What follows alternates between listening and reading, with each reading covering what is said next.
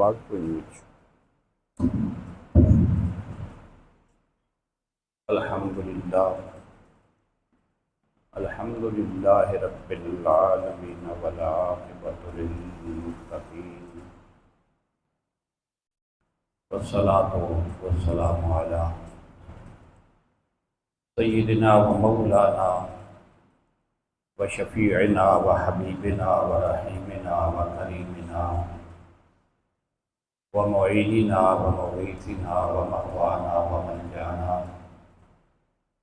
سیدنا و مولانا محمد وعلی آلہ الطیبین الطاہرین واصحابہ الہادین المہدیین وأولیاء أمته وعلماء ملته وسائر أمته أجمعين أما بعد فأعوذ بالله من الشيطان الرجيم بسم الله الرحمن الرحيم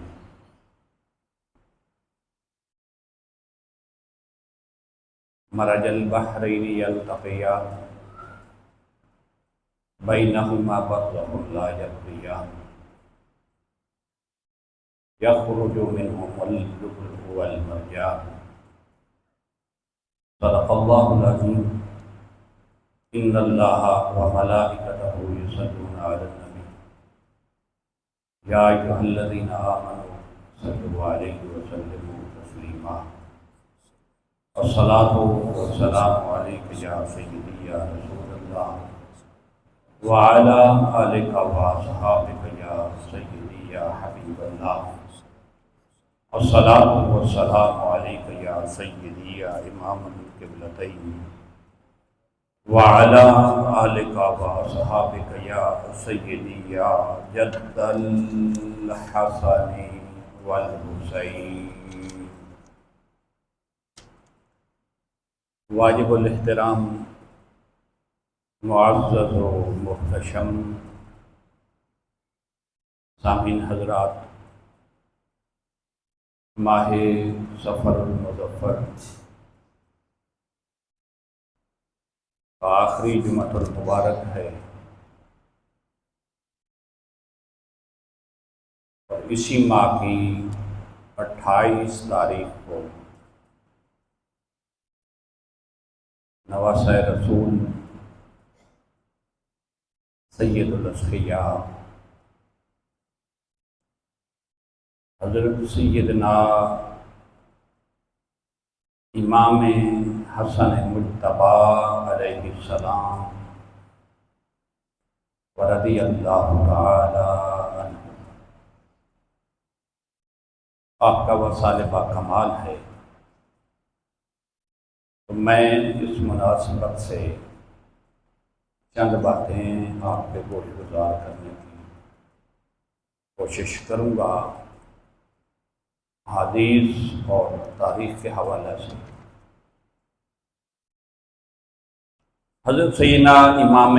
حسن مجتبی علیہ السلام یہ وہ ہستی ہیں جو آقا علیہ السلام کہ وہ نواسے ہیں، جو مولا مرتضیٰ اور سیدہ زہرا بتول کے گھر میں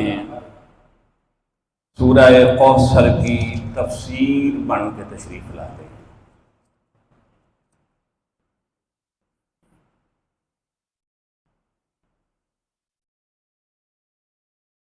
15 رمضان المبارک سن 3 ہجری آپ کی ولادت باسعادت ہوتی ہے۔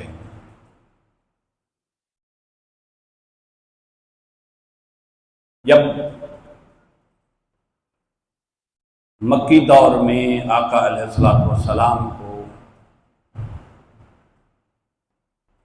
کفار اور مشرکین مکہ حضور علیہ السلام کے یکے بعد دیگرے شہزادگان کے وصال پر یہ طعنہ دیتے تھے کہ معاذ اللہ استغفر اللہ، آپ مقطوع نسل ہو گئے،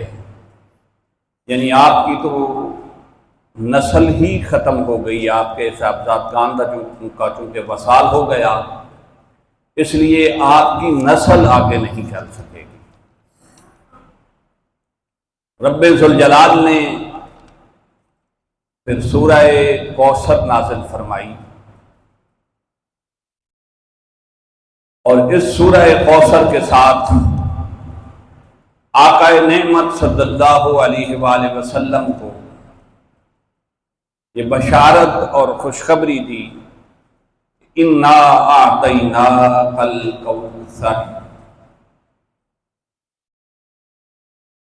اے نبی مکرم صلی اللہ علیہ وآلہ وسلم، ہم آپ کو کثرت اولاد سے نوازیں گے۔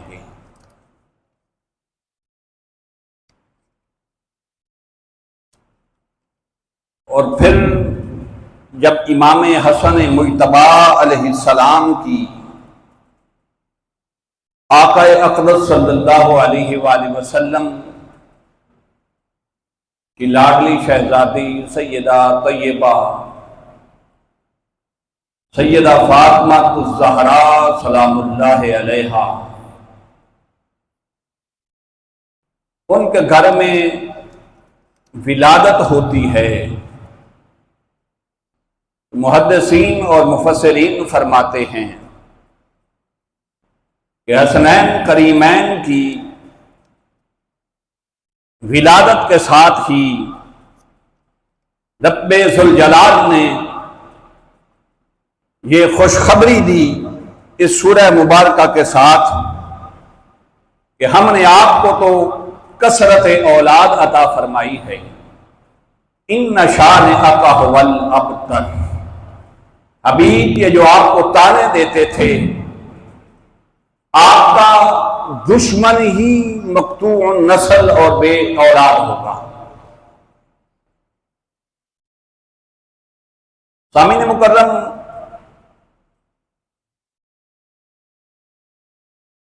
اس کائنات کی اشرف اور افضل ترین ہستی آقا علیہ الصلوۃ والسلام کی ذات گرامی ہے، جس پر جملہ اہل اسلام کا اتفاق ہے کہ اس کائنات ارضی و سماوی میں بعد الخدا بزرگ ہوئی قصہ مختصر، رب ذوالجلال کے بعد اگر اس پوری کائنات میں کسی کو فضیلت اور کسی کو شرافت نسل حاصل ہے تو وہ آقا علیہ الصلوۃ والسلام کی ذات گرامی ہے۔ حضور اس ساری کائنات میں اشرف اور افضل ترین ہستی ہیں، مگر حیرانگی کی بات یہ ہے کہ پوری کائنات میں لوگوں کی نسل ان کے باپ سے شروع ہوتی ہے، یعنی اگر کسی کے گھر میں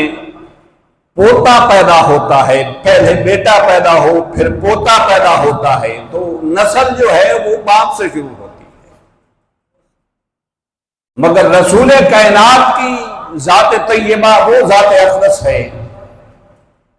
جن کی نسل پاک کا اجرا رب ذوالجلال نے ان کی بیٹی سے کیا۔ سیدہ کونین سیدہ فاطمہ الزہرا سلام اللہ علیہا کی اولاد سے رب ذوالجلال نے آقا علیہ الصلوۃ والسلام کی آل پاک کا اجرا فرمایا۔ بخاری شریف اور مسند امام احمد بن حنبل میں یہ روایت ہے،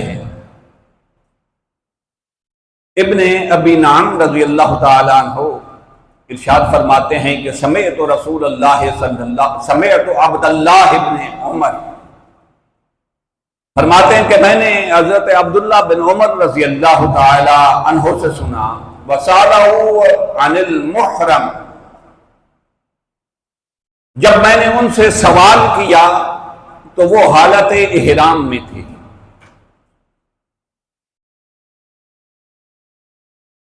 قال شعبہ فرماتے ہیں احسبہ بقتل الذباب،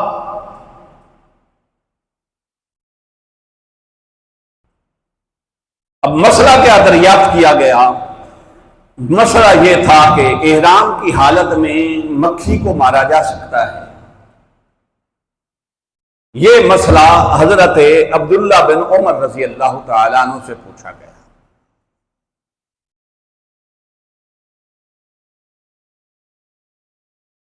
تو سیدنا عبداللہ بن عمر رضی اللہ تعالیٰ عنہ نے ارشاد فرمایا، اہل العراق یسألون عن الذباب وقد قتلوا ابنت رسول اللہ صلی اللہ علیہ وسلم۔ یہ حضور اقدس صلی اللہ علیہ وآلہ وسلم کی اولاد پاک کی فضیلت پر بھی حدیث بیان کی جاتی ہے کہ حضرت عبداللہ بن عمر رضی اللہ تعالیٰ عنہ نے فرمایا کہ تعجب ہے، اب عراق والے مجھ سے مکھی مارنے کا مسئلہ پوچھتے ہیں کہ احرام کی حالت میں مکھی مارنا جائز ہے یا نہیں۔ اس وقت انہیں حیا نہیں آیا جب انہوں نے رسول کائنات صلی اللہ علیہ وسلم کی بیٹی کے رخت جگر کو قتل کیا۔ وقال النبی صلی اللہ علیہ وسلم ہما ریحانتا من الدنیا، اور رسول کائنات صلی اللہ علیہ وسلم نے خود ارشاد فرمایا تھا کہ وہ دونوں یعنی حسن اور حسین سلام اللہ علیہما،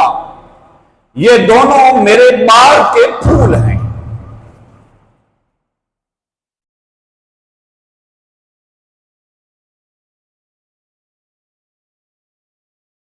اب ایک بات میں اکثر عرض کیا کرتا ہوں، کر کے آگے چلتے ہیں، کہ رسول کائنات صلی اللہ علیہ وسلم نے ارشاد فرمایا کہ امام حسن مجتبی اور امام حسین علیہ السلام یہ دونوں میرے باغ کے پھول ہیں۔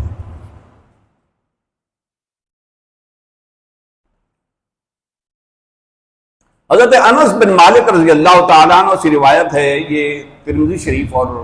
مسند ابو یعلا میں نقل ہے حدیث۔ وہ فرماتے ہیں کہ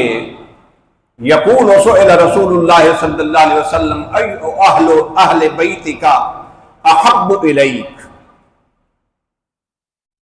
آقا دو جہاں صلی اللہ علیہ وسلم سے سوال کیا گیا کہ آپ کو اہل بیت میں سے سب سے زیادہ محبوب کون ہے، اہل بیت میں سے سب سے زیادہ پیار کس سے ہے؟ سوال نہیں کہ ساری کائنات میں سے آپ کو سب سے زیادہ پیار کس سے ہے،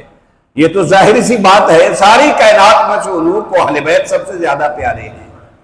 پھر سوال کیا گیا کہ اہل بیت میں سے آپ کو سب سے زیادہ کس سے پیار ہے؟ تو میرے آقا نے فرمایا الحسن والحسین، میرے اہل بیت میں سے جس سے سب سے زیادہ مجھے پیار ہے وہ ایک میرا بیٹا حسن ہے، دوسرا میرا بیٹا حسین ہے۔ وقال یقول لفاطمہ ادعی ابنی فیشمہما ویضمہما الیہ۔ اب راوی بیان فرماتے ہیں کہ حضور کو اتنا پیار تھا امام حسن مجتبی اور امام حسین علیہ السلام سے کہ میرے آقا سیدہ کونین سے فرماتے سپیشلی فرماتے کہ فاطمہ میرے پاس میرے بیٹوں کو لاؤ، اور جب آقا علیہ السلام کے پاس حضور کے ان دونوں نواسوں کو لایا جاتا تو حدیث بیان کرتی ہے فیشمہما، میرے آقا ان دونوں شہزادوں کو سونگا کرتے تھے۔ کیا سونگا کرتے تھے اور چوما کرتے تھے، وَيَضُمُّهُمَا،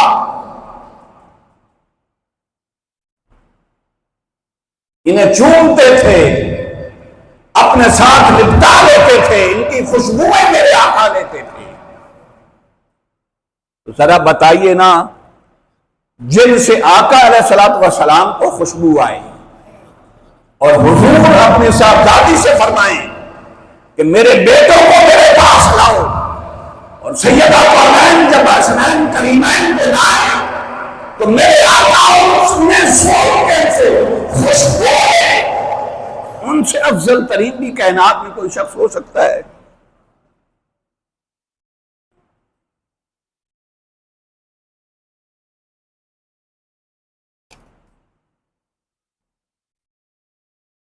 جب رسول کائنات صلی اللہ علیہ وسلم آپ کا وصال با کمال ہونے لگا، طبرانی کی حدیث ہے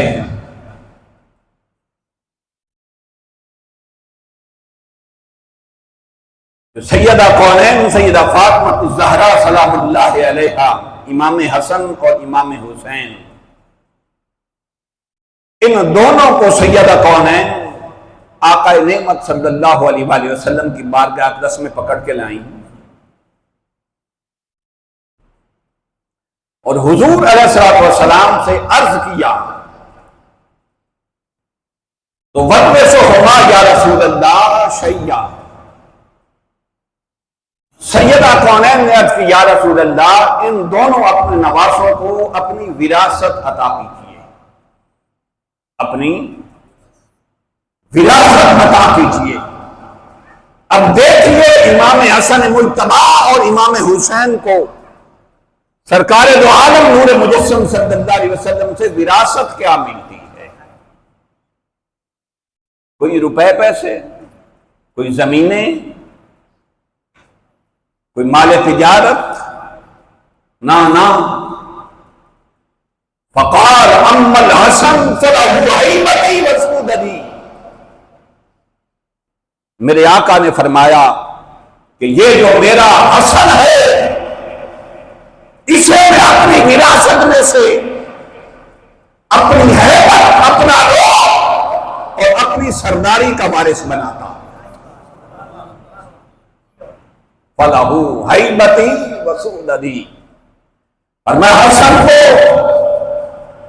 میں اپنی ہیبت اور جلال اور روح عطا کرتا ہوں اور اس کے ساتھ اپنی سرداری کی وراثت عطا کرتا ہوں۔ کیا کہ میرے بعد سنت کا وارث اور سردار حسن ہوگا۔ اما الحسین فلہ جراتی وجودی، اور میرے آقا نے فرمایا پھر حسین کو میرے پاس لاؤ، میں حسین کو اپنی جرت اور سخاوت عطا کرتا ہوں۔ یارو کیسی وراثت ہے کہ رسول کائنات صلی اللہ علیہ وسلم امام حسن مجتبی کو اپنی ہیبت اور سرداری وراثت میں عطا کرتے ہیں، اور امام حسین علیہ السلام کو میرے آقا اپنی جرت اور سخاوت عطا کرتے ہیں۔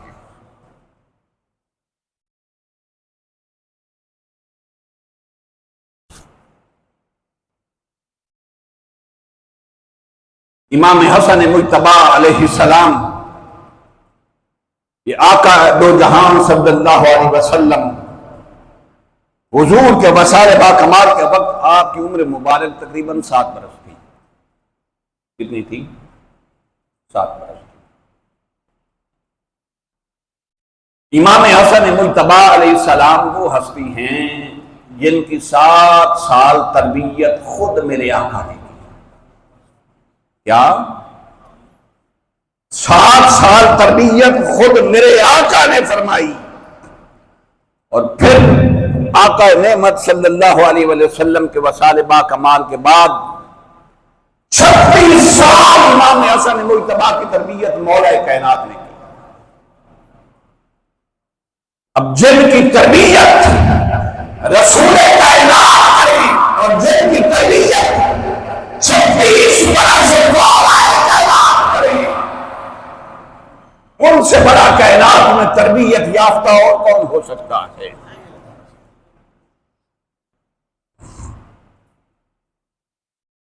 اور رسول کائنات صلی اللہ علیہ وسلم کے اس نواسے کے بارے میں امام شافعی رحمت اللہ تعالی علیہ آپ لکھتے ہیں کہ امام حسن مجتبی اتنے بڑے سخی ہیں کہ آپ نے جب بھی کوئی آپ سے مانگنے آیا تو اکثر اوقات ایسا کیا کہ ایسا نہیں گھر میں کچھ مال پڑا تھا تو اس میں سے ضرورت کے مطابق کچھ اٹھا کے دے دیا، نہیں، ایسا نہیں۔ آپ کو اہل بیت سے بڑھ کر سخاوت کی مثال کہیں نہیں ملے گی۔ امام شافعی فرماتے ہیں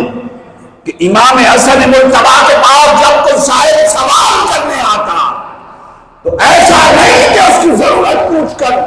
اس کی ضرورت پورا کیا کرتے تھے، نہ بلکہ خادم کو بلاتے اور اتنا کچھ گھر میں پڑا ہوتا سارا گھر صاف کر کے اسے عطا کرتے تھے۔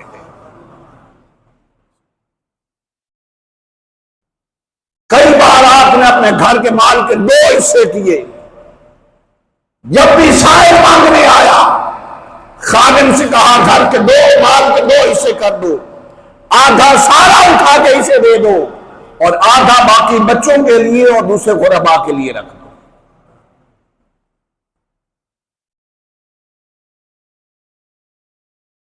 اور پھر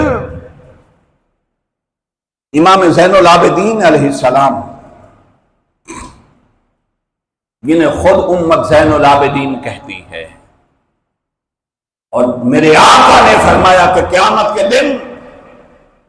جنہیں سید العابدین کہہ کر پکارا جائے گا، قیامت کے دن جب امت مصطفیٰ اللہ کی بارگاہ میں حاضر ہوگی تو بارگاہ سمدیت سے آواز آئے گی کہ اس امت کے سید العابدین کھڑے ہوں،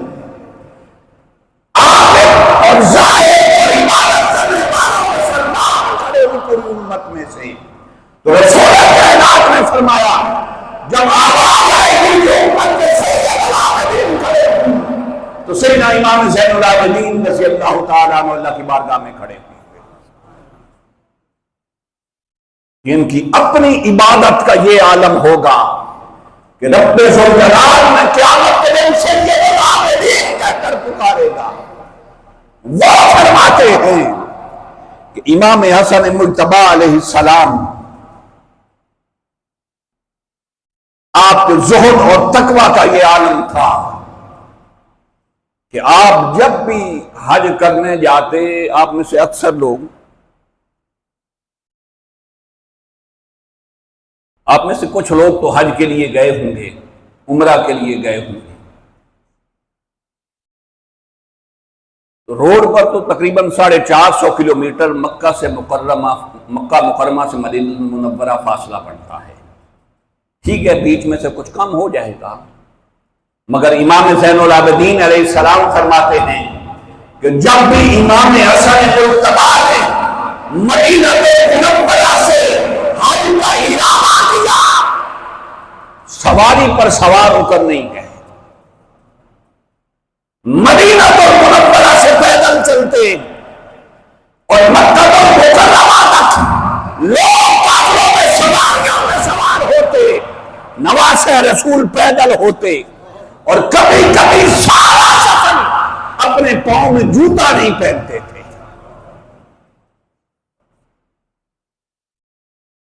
کسی نے کہا کہ آپ تو نواسہ رسول ہیں، فرمایا تمہارے رب کے ساتھ اپنا معاملہ ہے، مگر مجھے اس بارگاہ میں حاضری سے شرم آتی ہے کہ اتنی بڑی بارگاہ میں حاضری کے لیے میں سواری میں سوار ہو کر جاؤں یا جوتے پہن کے جاؤں۔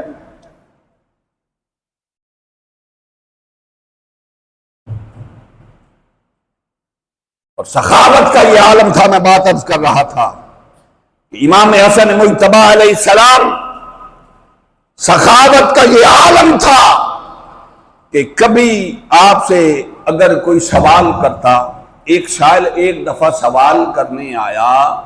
تو گھر میں جو کچھ پڑا تھا اسے 2 حصوں میں تقسیم کیا، آدھا اس سائل کو دے دیا۔ اب آپ کے پاس جو اپنے پہننے کے لیے جوتے تھے، ان جوتوں میں سے ایک مبارک کا جوتا بھی اسے عطا کر دیا۔ اس طرح مال نصف کیا کہ جوتا گھر میں پہننے کے لیے تھا تو اس میں سے بھی ایک نالے پاک اٹھا کے آدھا اسے دے دیا۔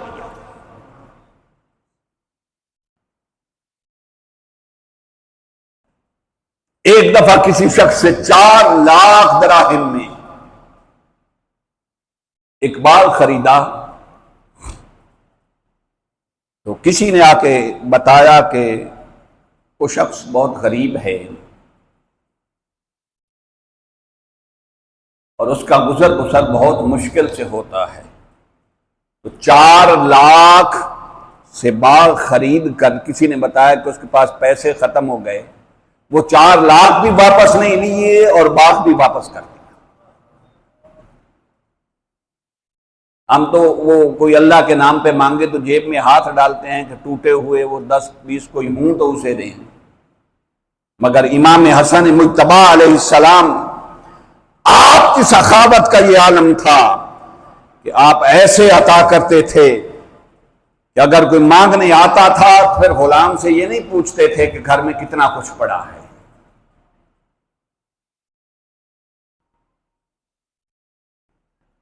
بعض سیرت نگاروں نے تو یہاں تک لکھا ہے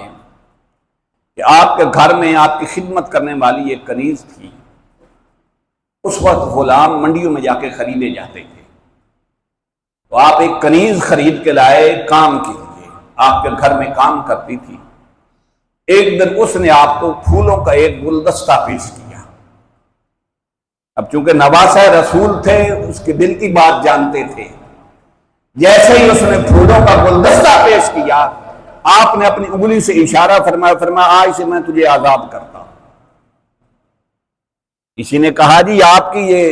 باندھی تھی، لوڈی تھی، تو اس نے ایک گلدستہ ہی آپ کو پیش کیا ہے اور آپ نے اسے آزاد کر دیا۔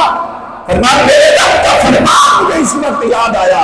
وَإِذَا حُيِّيتُم بِتَحِيَّةٍ فَحَيُّوا بِأَحْسَنَ مِنْهَا رُدُّوهَا۔ فرمایا جب تمہیں کوئی کچھ دینا تو کم از کم اس کے برابر اسے لوٹایا کرو، اور اگر فراخ دل ہو تو جتنا ہو سکے اس سے بڑھ کر اسے عطا کیا کرو۔ اس نے مجھے پھولوں کا گلدستہ پیش کیا تو میں نے چاہا کہ جتنا اس نے مجھے دیا اتنا دیا، تو پھر سخاوت تو نہ ہوئی۔ آپ نے اس لونڈی کو آزاد کر دیا۔ تاریخ کی کتابوں کا اگر مطالعہ کیا جائے تو سیدنا مولا کائنات سیدنا علی المرتضیٰ علیہ السلام اور امام حسن مجتبی علیہ السلام کا دور مشکل ترین دور ہے۔ اس وقت بنو امیہ کے لوگوں پہ گرفت تھی۔ بنو امیہ میں سے کسی شخص کو امام حسن مجتبی کے پاس کسی نے بھیجا۔ یہ وہ دور تھا مولا کائنات کا دور جب بنو امیہ کی مساجد میں مولا علی کو گالیاں دی جاتی تھیں، اہل بیت کو برا بھلا کہا جاتا تھا۔ اب وہ شخص امام حسن مجتبی کے پاس آیا، آتے ہی اس نے برا بھلا کہنا شروع کر دیا کہ آپ ایسے ہیں، آپ کے بابا ایسے ہیں۔ اور یہ خیرات مانگنے کا بھی کوئی طریقہ ہوتا ہے کہ بندہ آتے ہی برا بھلا کہنے دے شروع کر دے اور پھر اس کے بعد میں برا بھلا کہنا شروع کر دے؟ طریقہ تو یہ ہوتا ہے کہ جس سے کچھ لینا ہو تو سوال سے پہلے اس کی تعریف کی جاتی ہے، اس کے بابا کی تعریف کی جاتی ہے، اس کے بچوں کی تعریف کی جاتی ہے، مگر اس نے برا بھلا کہنا شروع کر دیا تو امام حسن مجتبی بھانپ گئے، تبسم فرمایا مجھے لگتا ہے تو مسافر ہے، تجھے بھوک لگی ہوگی، تجھے کھانا کھلاؤں، یا شاید تو مفلس ہے، غریب ہے، تجھ پہ قرض ہوگا، تو قرض نہیں ادا کر سکتا، تیرا قرض ادا کر لوں، اگر تجھے رہنمائی کی ضرورت ہے تو تیری رہنمائی کر دیتا ہوں۔ جب امام حسن مجتبی کا یہ حسن سلوک دیکھا کہ میں نے ان کے بابا کے سامنے گالیاں دی اور وہ کہتے مسافر ہے، تھکا ہوا ہے، آرام کر لے، بھوکا ہے تو کھانا کھا لے، قرض ہے تو تجھے پیسے دے تو قرض ادا کر لے، اگر تجھے کچھ دین میں رہنمائی چاہیے تو تیری رہنمائی کر دیتا ہوں۔ وہ شخص بڑا شرمسار ہوا، کہنے لگا میں نے لوگوں سے تو کچھ اور سن رکھا تھا، مجھے نہیں پتا تھا کہ رسول اللہ کے نواسے ایسے ہوتے ہیں، آپ اس روئے زمین پر خدا کے خلیفہ ہیں اور خدا بہتر جانتا ہے وہ اپنی رسالت کو کہاں قرار دیتا ہے۔ کہنے لگا آج سے پہلے میں آپ کے بابا سے میری ملاقات نہیں تھی، میں ان کو برا بھلا کہتا تھا، مگر آج پتہ چلا کہ جس کا بیٹا اتنا حسن سلوک کرنے والا اور سخی ہوگا، اس کا بابا کتنا بڑا سخی ہوگا۔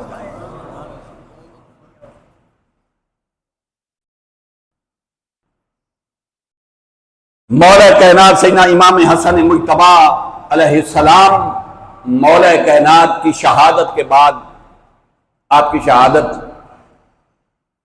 چونکہ 21 رمضان المبارک سن 40 ہجری میں ہوئی، آپ کی شہادت کے بعد امام حسن مجتبی علیہ السلام آپ کو مسند خلافت پہ بٹھایا گیا۔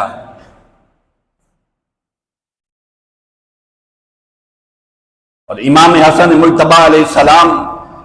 جب مسند خلافت پر متمکن ہوئے تو تقریباً 40,000 کے قریب لوگوں نے آپ کی بیعت کی۔ مگر میں پہلے عرض کر چکا ہوں، کیونکہ یہ دور بنو امیہ کے دور تھا، اور حضرت امیر معاویہ رضی اللہ تعالیٰ عنہ کی خلافت یہ قبائلی تعصب کی بنیاد پر قائم ہوئی۔ حضرت امیر معاویہ رضی اللہ تعالیٰ عنہ کو جب حکمران منتخب کیا گیا، وہ خلفائے راشدین میں سے نہیں، تو قبائلی تعصب کی وجہ سے، کیونکہ بنو امیہ کے لوگوں پر گرفت سخت تھی، لوگ ان کے ہاتھ میں تھے، اس لیے سیدنا امیر معاویہ رضی اللہ تعالیٰ عنہ کو خلیفہ بنا دیا گیا، امیر بنا دیا گیا۔ امام حسن مجتبی علیہ السلام، اس پر جملہ اہل سنت کا اتفاق ہے، جب مولا کائنات کا 40 ہجری میں 21 رمضان المبارک کو آپ کی شہادت ہوئی، تو اس وقت 29.5 سال خلافت راشدہ کے گزر چکے تھے۔ مگر چونکہ آقا علیہ السلام کا فرمان ذیشان تھا کہ میرے بعد خلافت 30 سال تک رہے گی، آقا علیہ السلام کہ اس فرمان ذیشان کے تحت ابھی 6 ماہ باقی تھے خلافت راشدہ کے۔ حضرت عبداللہ بن عمر رضی اللہ تعالی عنہ نے رائے دی، اور ان کی رائے پہ امام حسن مجتبی علیہ السلام کی بیعت 40,000 کے قریب لوگوں نے کی۔ مگر چونکہ اسلامی سلطنت اس وقت کافی پھیل چکی تھی، 6 ماہ تک امام حسن مجتبی نے اس خلفشار اور جھگڑے کے دور میں بڑی مشکل سے 6 ماہ گزارے، اور پھر جب نوبت جنگ تک آ گئی، امیر معاویہ رضی اللہ تعالیٰ عنہ سے جنگ ہونے لگی، ان کے پاس چونکہ لشکر بڑا تھا، طاقت زیادہ تھی، امام حسن مجتبی علیہ السلام نے پھر جنگ کرنے سے بہتر یہ سمجھا کہ حکومت جاتی کرے، حکومت چھوڑ دیں، خلافت سے نیچے اتر آئیں۔ ویسے بھی مدت خلافت راشدہ ختم ہو چکی تھی، زیادہ 6 ماہ بعد امام حسن مجتبی نے ریزائن کر دیا۔ مگر ایک بات جو عرض کرنا چاہتا ہوں وہ یہ ہے کہ جب امام حسن مجتبی علیہ السلام نے بیعت لی تھی، تو اس وقت بیعت لیتے وقت 40,000 لوگوں سے اس شرط پہ بیعت لی تھی کہ جب تک میں صلح رکھوں گا تم صلح رکھو گے، جب میں جنگ کروں گا تم میرے ساتھ مل کے جنگ کرو گے۔ جب صلح ہوئی تو صلح میں جو 3 سب سے مین شرائط تھیں وہ عرض کرنا چاہتا ہوں اور بات ختم کرتے ہیں۔ وہ 3 شرائط یہ تھیں کہ امیر معاویہ رضی اللہ تعالیٰ عنہ قرآن و سنت کے مطابق حکومت کریں گے۔ دوسری شرط یہ تھی کہ اپنے بعد امیر معاویہ رضی اللہ تعالیٰ عنہ کسی کو اپنا جانشین مقرر نہیں کریں گے۔ مگر ان کے دور میں ہی یزید کو مقرر کیا گیا۔ تیسری شرط یہ تھی کہ اہل بیت اور ان کے چاہنے والوں پر ظلم اور ستم نہیں کیا جائے گا۔ میرا ایک سوال ہے، وہ چھوڑے جا رہا ہوں۔ آج کل رافضی اور شیعہ کے فتوے بہت چلتے ہیں، جو ذرا سی اہل بیت کی بات کرے تو رافضی اور شیعہ کہا جاتا ہے۔ اتنی بات کرنا چاہتا ہوں کہ بنو امیہ کے دور میں آپ کو بچوں کے صحابہ کے نام تو ملیں گے کہ صحابہ کے نام پر مسلمان اپنے بچوں کے نام رکھتے تھے، مگر کوئی مجھے ہاتھ کھڑا کر کے تاریخی کتابوں کا مطالعہ کر کے بتا دے بنو امیہ کے دور میں اہل بیت کے نام پر کوئی زیادہ لوگوں نے اپنے بچوں کے نام بھی نہیں رکھے تھے۔ اتنی سختی ہوتی تھی اور اتنا خوف ہوتا تھا کہ لوگ اہل بیت کے نام پہ اپنے بچوں کے نام نہیں رکھتے تھے بنو امیہ کے ڈر سے۔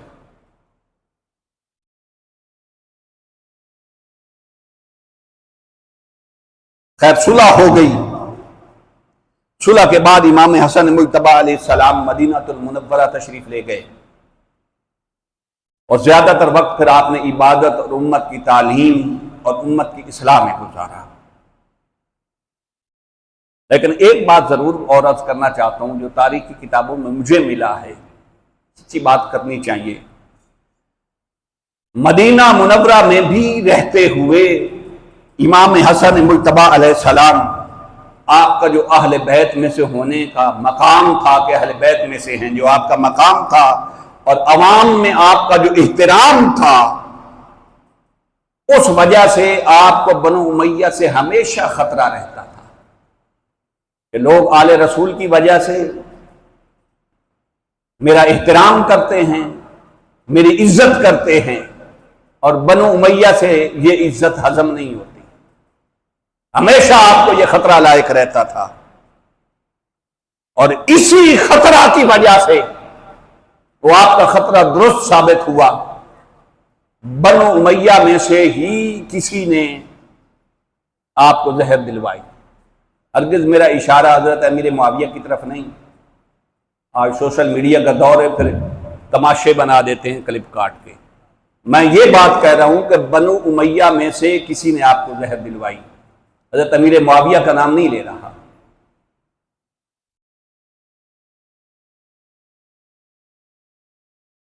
اس زہر کی وجہ سے 28 صفر کو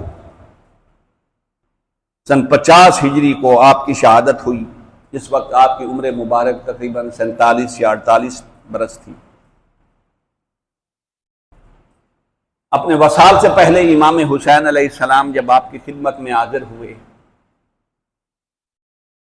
تو امام حسن مجتبی نے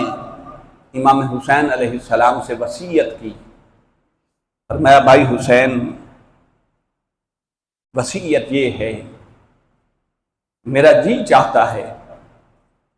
کہ میں جب اس دنیا سے رخصت ہو جاؤں تو مجھے اپنے نانا جان اور اپنی اماں جان کے حجرہ کے درمیان دفن کیا جائے، تاکہ میری قبر انور کے ایک طرف میری اماں جان کا حجرہ ہو اور دوسری طرف میرے نانا جان کی قبر انور ہو۔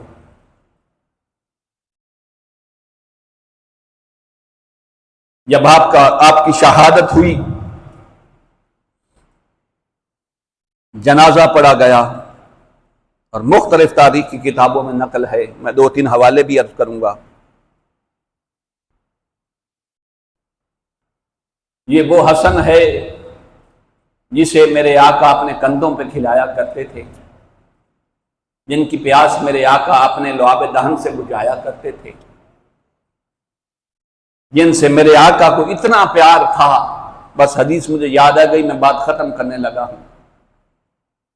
ایک دفعہ آقا علیہ الصلوۃ والسلام نماز میں رکوع کی حالت میں تھے،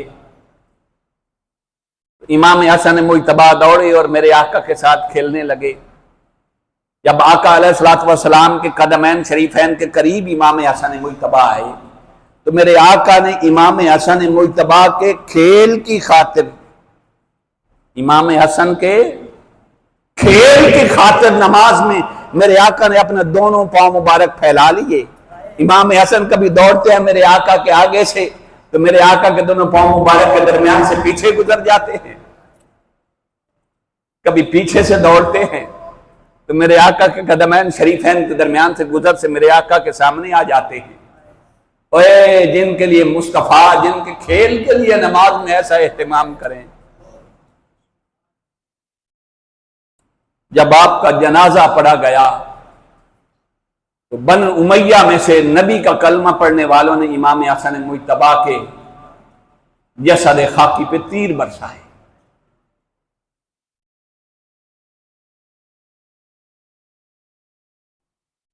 آپ کے جسد خاکی کو جب اٹھا کر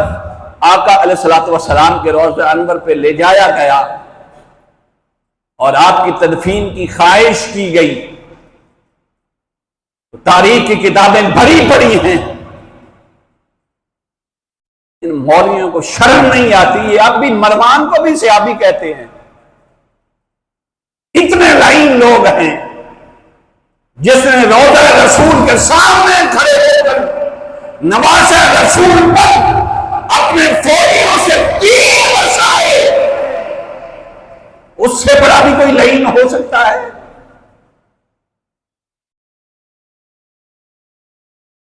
امام حسن مجتبیٰ علیہ السلام کے جسد خاکی کو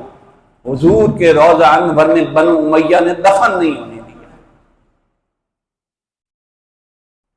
حضرت سیدنا ابو ہریرہ رضی اللہ تعالیٰ عنہ آگے بڑھے. جب امام حسین علیہ السلام کے ساتھیوں نے رات میں تلواریں نکالی تو سیدنا ابو ہریرہ آگے بڑھے اور امام حسین سے عرض کی کہ شہزادے یہ اس حسن کا جسد خاکی ہے جس نے مسلمانوں کی خون ریزی سے بچنے کے لیے خلافت چھوڑ دی تھی، تخت کو ٹھوکر مار دی تھی. یہ آپ کے نانا جان کا روضہ انور ہے، یہاں خون ریزی نہ ہونے دیں. امام حسن علیہ السلام کا جو جسد خاکی تھا وہ امام حسین نے روضہ انور سے واپس لے کے جنت البقیع میں چلے گئے. کبھی سوچئے گا اکیلے بیٹھ کر کہ جن ہستیوں سے نانا کو اتنا پیار تھا، جو نماز میں ان کی کھیل کا اہتمام کرتے تھے، ان کے روضہ انور سے جب نواسہ رسول کا جنازہ واپس جنت البقیع میں گیا ہوگا، کوئی یار حد باقی رہ جاتی ہے. ابھی رسول اللہ کا کلمہ پڑھنے والے ہیں یہ لوگ.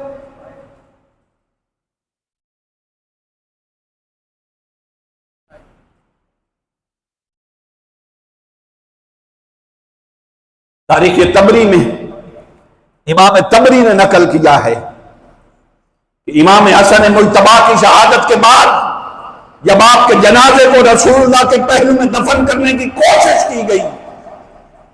تو امام تبری فرماتے ہیں کہ مروان بن حکم اور بنو امیہ نے رکاوٹ ڈالی اور نواسہ رسول کو روضہ انور میں دفن نہ ہونے دیا. پھر البدایہ والنہایہ میں ابن کثیر نے لکھا ہے، وہ فرماتے ہیں کہ امام حسن مجتبیٰ کے جسد خاکی کو جب نبی کریم صلی اللہ علیہ وسلم کے پہلو میں دفن کرنے کی کوشش ہوئی تو فرماتے بنو امیہ اور مروان نے ہی اس کی مخالفت کی. الاستیاب فی معرفت الاصحاب میں ہے، ابن عبد البر نقل کرتے ہیں، وہ فرماتے ہیں کہ امام حسن نے وصیت کی تھی کہ حسین میرے بھائی اگر ممکن ہو تو نبی کریم صلی اللہ علیہ وسلم کے روضہ انور میں میرے نانا کی قبر انور کے پاس مجھے دفن کرنا. مگر امام عبد البر جو ہے وہ فرماتے ہیں کہ اہل بیت نے جب تدفین کی کوشش کی تو اختلاف کیا. کس نے؟ مروان نے اور بنو امیہ نے. انصاب الاشراف میں بلاغری لکھتا ہے کہ امام حسن کے جنازے پر بنو امیہ کی طرف سے باقاعدہ حملہ کیا گیا. اتنا بڑا بھی ستم ہو سکتا ہے. باقاعدہ حملہ کیا گیا اور آپ کی تدفین کو تیروں کے ساتھ روک کر جنت البقیع کی طرف ڈائیورٹ کیا گیا۔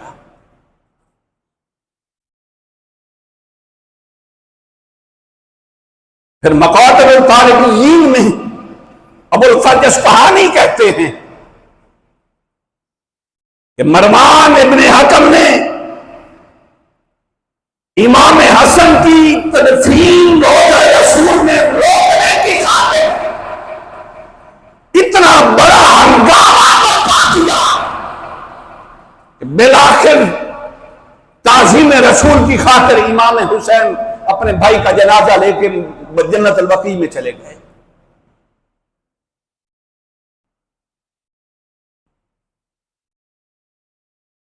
تو ایسی بہت ساری روایات ملتی ہیں۔ بات کرنے کا مقصد یہ ہے کہ نبی کے نام پر پلنے والے مولوی یزید کا دفاع کرتے کرتے اب مروان کے دفاع پہ بھی پہنچ گئے ہیں کہ وہ صحابی تھا، فلاں تھا، فلاں تھا۔ جس نے نواسہ رسول کے جسد خاکی پر حملہ کر دیا وہ یزید سے کم ہے؟ یزید نے امام علی مقام کو قتل کروایا اور اس مروان بن حکم نے شہادت کے بعد امام حسن مجتبی کے جنازے پہ تیر چلائے۔ فرق کیا ہے؟ کوئی مجھے بتائے تو صحیح۔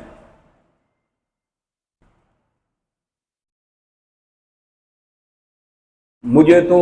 رسول کائنات کا ایک فرمان ہمیشہ یاد رہتا ہے، وہ تو ڈائریکٹ میرے آقا کے دونوں نواسے تھے۔ یہ سن لیجئے، میں بات ختم کرنے لگا ہوں۔ میرے آقا نے فرمایا قیامت تک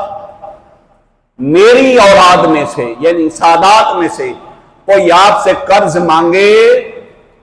اور پھر وہ قرض واپس کرنے کی اس کے پاس گنجائش نہ ہو تو میرے آقا نے فرمایا اس میرے بیٹے کو شرمسار نہ کرنا، قیامت کے دن اس کا قرض میں ادا کروں۔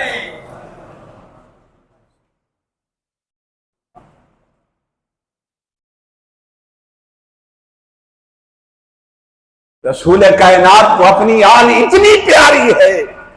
فرمایا قیامت تک اگر کوئی سید آپ سے قرض لے اور اس کے پاس پیسے واپس کرنے کے لیے نہ ہوں تو فرمایا خدا میرا حیا کرنا، میرے اس بیٹے کو قرض کی وجہ سے شرمندہ نہ کرنا، اور قیامت کے دن اپنے بیٹے کا قرض میں تمہیں ادا کروں گا۔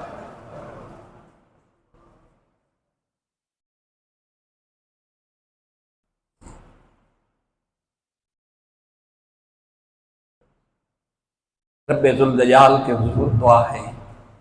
رب ذوالجلال ہمیں آل رسول کا تعظیم اور احترام کرنے کی توفیق عطا فرمائے۔ وآخر دعوانا الحمدللہ۔